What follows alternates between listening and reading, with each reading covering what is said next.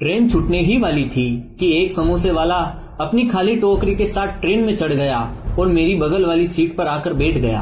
क्योंकि उस दिन भीड़ कम थी और मेरा स्टेशन भी अभी दूर था, तो मैंने उस समोसे वाले से बातचीत करनी शुरू की। मैंने कहा, लग रहा है सारे समोसे बेच आए हो। समोसे वाले ने मुस्कुरा कर कहा, हाँ, भगवान की कृपा है, आज पूरे समोसे बिक गए हैं। तभी मैंने कहा, मुझे आप लोगों पर दया आती है, दिन भर यही काम करते हुए कितना थक जाते हो आप लोग। फिर समोसे वाले ने कहा, अब हम लोग भी क्या करें सर, रोज इन्हीं समोसे को बेचकर ही तो 1 रुपया प्रति समोसा कमीशन मिल पाता है। फिर मैंने कहा, ओह ये बात है, वैसे कितने समोसे बेच लेते हो दिन भर में लगभग। फिर समोसे वाले ने कहा, शनिवार इतवार को 4000 से 5000 समोसे बिक जाते हैं, वैसे औसतन 3000 समोसे प्रतिदिन ही समझो। मेरे पास तो बोलने के लिए शब्द ही नहीं थे। यह आदमी 1 रुपया प्रति समोसा की दर से 3000 समोसे बेचकर रोज 3000 रुपए यानी महीने में 90,000 रुपए कमा रहा था। Oh my God. मैं और भी बारीकी से बात करने लगा। अब टाइम पास करने वाली बात नहीं रह गई थी। मैंने उससे कहा, तो ये समोसे तुम खुद नहीं बनाते? समोसे वाले ने फिर कहा, नहीं सर, वो हम लोग एक दूसरे समोसा बनाने वाले से लेकर आते हैं।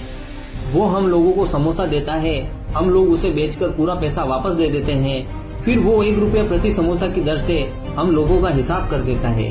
दोस्तों, मेरे पास तो बोलने का एक शब्द भी नहीं बचा, पर समोसे वाले बोले जा रहा था। पर एक बात है साहब, हम लोगों की कमाई का एक बड़ा हिस्सा हम लोगों के मुंबई में रहने पर ही खर्च हो जाता है। उसके बाद जो बचता है सिर्फ उसी से दूसरा धंधा कर पाते हैं। मैंने कहा, दूसरा धंधा? अब ये कौन सा धंधा है?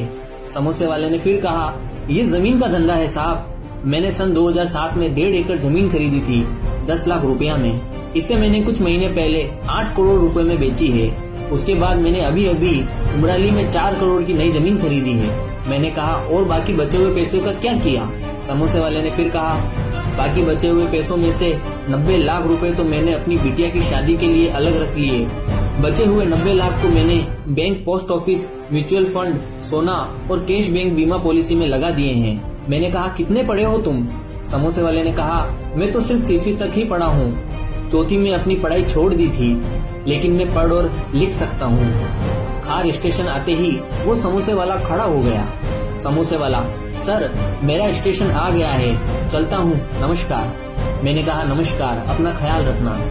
दोस्तों, उस समय मेरी खोपड़ी में बहुत सारे सवाल घूम रहे थे। सबसे पहला ये कि क्या समोसे बनाने वाला जीएसटी देता है? इन्हीं ट्रेनों में उसके 10 समोसे बेचने वाले घूम रहे थे। दूसरा सवाल मेरा ये था, क्या मैं बेवकूफ हूँ जो आधार कार्ड और पैन कार्ड को बैंक के खातों से जुड़वाता फिर रहा हूँ और अपनी तनख्वाह से टीडीएस भी कटवा कर इनकम टैक्स भर रहा हूँ, फिर अपनी कार, मकान, बाइक के लिए लोन ले रहा हूँ, टीवी और एप्पल फोन को किस्तों में खरीद रहा हूँ। मेरी सारी पढ़ाई लिखाई इन समोसे बनाने वाले और बेचने वालों के सामने तो कुछ भी नहीं है। वैसे दोस्तों, असली भारत में आपका स्वागत है और इसी तरह सोचते रहो।